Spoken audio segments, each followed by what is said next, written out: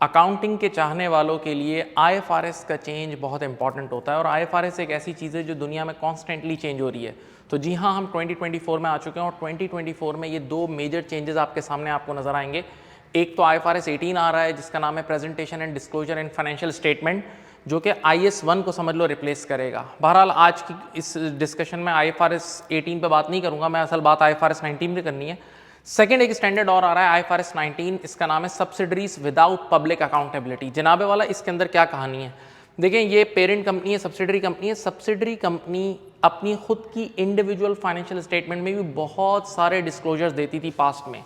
तो अब दुनिया एक ऐसी तरफ जा रही है, मैं एक आर्टिकल भी आपको रेफर करूंगा जो हमारे ACCA global.com पे ACCA की वेबसाइट पे आया हुआ है, उसका नाम है बिन द क्लटर, कि यार ये जो इतनी एक्सेसिव डिस्क्लोजर रिक्वायरमेंट है इससे जो प्रिपेयर्स हैं, जो अकाउंट्स बनाने वाले हैं वो भी तंग आ जाते हैं और फिर इतना ओवरवेलमिंग डाटा, इतना एक्सट्रीम डाटा होता है तो पढ़ने वाला भी नहीं पढ़ सकता। भाई सीधी बात है, रिसर्च ये कहती है कि मेजॉरिटी, एक बहुत बड़ी आबादी सिर्फ इनकम स्टेटमेंट वाले पेज पे, SOCI वाले पेज पे जाके फिर हटा देती है फाइनेंशियल स्टेटमेंट। तो इतने ओवर डिस्क्लोजर भी बहुत खतरनाक है। तो अब जो ये चेंज आने वाला है ना, सब्सिडरीज विदाउट पब्लिक अकाउंटेबिलिटी, ये इस सब्सिडरी कंपनी की इंडिविजुअल फाइनेंशियल स्टेटमेंट को हिट करेगा और उनको रिड्यूस्ड डिस्क्लोजर रिक्वायरमेंट देगा। तो पहला सवाल ये है कि कौन कौन सी सब्सिडरीज इसके लिए एलिजिबल हैं, इसका स्कोप क्या है। भाई यहाँ देखें, सबसे पहली बात है जो ये स्टैंडर्ड अप्लाई होगा ना, ये सब्सिडरी कंपनी की इंडिविजुअल फाइनेंशियल स्टेटमेंट में भी अप्लाई होगा और अगर सब्सिडरी कंपनी खुद एक बाप है, यानी खुद एक पेरेंट है और अपनी कंसोलिडेटेड फाइनेंशियल स्टेटमेंट भी बना रही है, तो उस पर भी अप्लाई हो सकता है, राइट। अब कंडीशंस क्या है, पहली बात आप खुद एक सब्सिडरी हो, number 1। Number 2 very important, does not have public accountability, ऐसी सब्सिडरी जिसके ऊपर पब्लिक अकाउंटेबिलिटी ना हो। क्या होता है पब्लिक अकाउंटेबिलिटी, समझाऊंगा अभी। Number 3 has an ultimate parent who produces consolidated accounts according to IFRS, यानी उसका जो ऊपर पेरेंट कंपनी हो ना वो लाजमी कंसोलिडेशन कर रही हो अकॉर्डिंग टू IFRS। तो अगर ये 3 कंडीशन मीट कर दी ना आपने एक साथ एक वक्त में, तो आप इस स्टैंडर्ड के लिए एलिजिबल हो सकते हो। अब आए पब्लिक अकाउंटेबिलिटी का मतलब समझते हैं। पब्लिक अकाउंटेबिलिटी का पहला मतलब तो यह है कि आपके डेट, आपकी कंपनी के डेट या इक्विटी इंस्ट्रूमेंट पब्लिकली ट्रेड हो रहे हैं, यानी आप लिस्टेड हो, मोटी मोटी बात आप लिस्टेड हो। दूसरा एक और मतलब भी इसका निकलता है कि आपके पास कोई फिड्यूशियरी ड्यूटी ना हो, यानी आप ऐसे एसेट्स होल्ड ना करते हो जिस पर पब्लिक अकाउंटेबिलिटी हो। फॉर एग्जांपल बैंक, जैसे बैंक के पास पब्लिक का पैसा होता है तो बैंक भी इसमें पब्लिक अकाउंटेबिलिटी में आ जाती है। तो यूं समझ लो, मिसाल के तौर में मैं बोल रहा हूं, ना तो आप लिस्टेड एंटिटी हो ना कोई आप बैंक हो। मिसाल एक एग्जांपल में बैंक और इदारे भी हो सकते हैं, राइट। नाउ अब इस स्टैंडर्ड के आने के बाद क्या होगा कि सब्सिडरी कंपनी अपनी इंडिविजुअल फाइनेंशियल स्टेटमेंट में बहुत रिड्यूस्ड डिस्क्लोजर देगी। तो बच्चे ने कहा कि यार अगर ये IS ना आता तो इसका कोई और ऑल्टरनेटिव पहले से मौजूद था। हाँ मौजूद था, और वो था IFRS फॉर SME, यानी सब्सिडरी कंपनी अपने आप को ये चूज कर ले कि मैं IFRS फॉर SME अप्लाई कर लेती हूँ। लेकिन IFRS फॉर SME अप्लाई करने में क्या बुराई थी, बुराई सुने।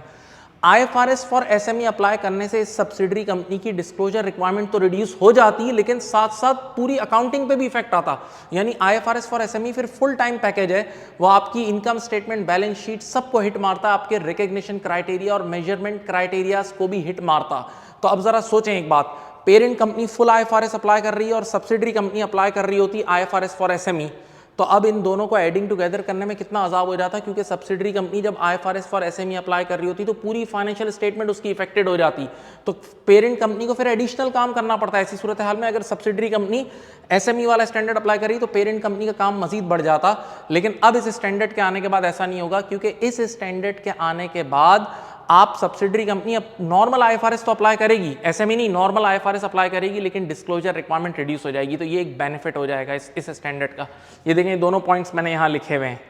नाउ बोर्ड की फाइंडिंग्स क्या है इसके बाद, यानी बोर्ड ने कहा कि इससे क्या क्या एडवांटेज होंगे और क्या क्या इसके वो फाइनल बोर्ड कमेंट्स हैं। सबसे पहली बात तो ये है कि सेव कॉस्ट फॉर प्रिपेयर्स। बिल्कुल मैंने अभी बताया कि पेरेंट कंपनी को कोई एक्स्ट्रा कॉस्ट अब इनकर नहीं करनी पड़ेगी, क्योंकि आपकी सब्सिडरी IFRS भी अप्लाई कर रही है, यानी in terms of income statement, balance sheet और डिस्क्लोजर रिक्वायरमेंट भी उसकी कम है। तो एडिंग टुगेदर वाला काम भी आसान होगा और कोई प्रिपेयर की कॉस्ट बचेगी। Number 2, maintain usefulness of financial by just providing relevant disclosure. भाई मैंने आपसे पहले बोला कि अब दुनिया डिस्क्लोजर से थोड़ी तंग भी आ गई है, एक्स्ट्रा ऑर्डिनरी। तो भाई ये स्टैंडर्ड ऐसा डिज़ाइन होगा कि बस ये रेलेवेंट डिस्क्लोजर, काम के डिस्क्लोजर पे बात करेगा, बाकी सब आए बाएँ शाएँ हटा देगा। तो ये यूज़र्स के लिए भी बहुत रेलेवेंट होगा कि यूज़र्स को डायरेक्ट काम की चीज़ मिल जाएगी और एक्स्ट्रा चीज़ें बिल्कुल साइड लाइन हो जाएंगी, कट डाउन हो जाएंगी। तीसरा पॉइंट क्या है, application of IFRS in required jurisdiction, यानी जिन कंट्रीज़ में IFRS अप्लाई हो रहे हैं ना, तो उन कंट्रीज़ में ऐसी सब्सिडरीज अपने ऊपर IFRS भी अप्लाई कर लेंगी और डिस्क्लोजर रिक्वायरमेंट भी रिड्यूस होगी, यानी उनका वर्क भी रिड्यूस हो गया और यानी कंप्लाइंस वाला मामला भी नहीं आएगा। एक आखिरी बात, जब ये स्टैंडर्ड आएगा ना फाइनली, अच्छा ये स्टैंडर्ड याद रखना, ये दोनों स्टैंडर्ड जो है ना 2027 से मैंडेटरी हो जाएंगे।